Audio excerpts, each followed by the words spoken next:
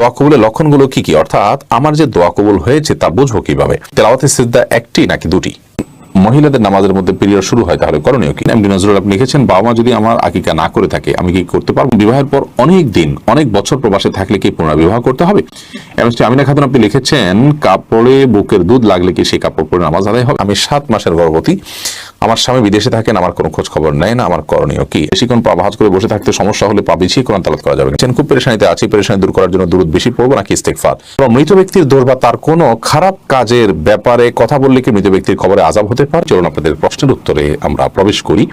সুফিয়া আক্তার সুমি আপনি লিখেছেন, দোয়া কবুলের লক্ষণগুলো কি কি, অর্থাৎ আমার যে দোয়া কবুল হয়েছে তা বুঝবো কিভাবে?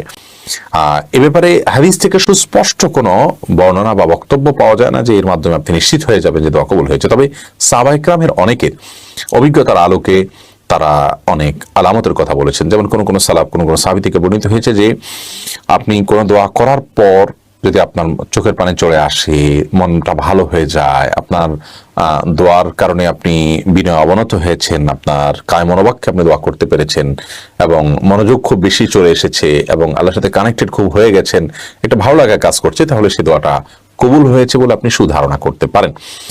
আর একটি কথা আমাদের জেনে রাখা উচিত, তা হলো দোয়া কবুলের মানে কিন্তু এই নয় শুধুমাত্র যে আমি যা চাইলাম হুবহু তা পাইলাম, এটাই একমাত্র দোয়া কবুল নয়। দোয়া কবুলের আরো ফরম্যাট আছে। আমি আল্লাহর কাছে সুনির্দিষ্ট কোনো কিছু চাইলাম, সেটা পাওয়াটা যেমন দোয়া কবুল। আমি যা চাইলাম সেটা পেলাম না, কিন্তু আল্লাহ তাআলা এই চাওয়ার কারণে ইবাদত করা, চাওয়া একটা ইবাদত, দোয়া একটা ইবাদত, এর কারণে আল্লাহ তাআলা আমার জন্য একটা সওয়াব সংরক্ষণ রাখলেন, আখিরাতে সেই সওয়াবটা দিলেন, সেটাও কিন্তু দোয়া কবুল। এবং কোন কোন হাদিসে আছে যে সেই কবুলের ফলে বান্দা যখন দেখবে যে অনেক আমল, অনেক সওয়াব পাচ্ছে আখিরাতে, সে আল্লাহকে জিজ্ঞাসা করবে যে আল্লাহ এই সওয়াবগুলো কোত্থেকে এলো, আমি তো এই আমলগুলো করিনি, এত আমল করিনি। তখন আল্লাহ তাআলা বলবেন যে তোমার দোয়া দুনিয়াতে যেগুলো করেছো সেগুলোর অনেকগুলো আমি দুনিয়াতে দেইনি, তোমার কাঙ্ক্ষিত বিষয়টা, তার জন্য সওয়াব রেখে দিয়েছি। বান্দা তখন আশা করবে এবং আক্ষেপ করবে যে আল্লাহ কেন আমার অন্য সব দোয়াগুলো কবুল না হয় এরকম সওয়াব আমার জন্য রেখে দেওয়া হলো না, যেটা অনন্ত অসীম কালের জন্য আমার কাজে আসবে। তো এখান থেকে বোঝা গেল যে দোয়া কবুল হওয়া মানে শুধুমাত্র কাঙ্ক্ষিত জিনিস পাওয়া নয়।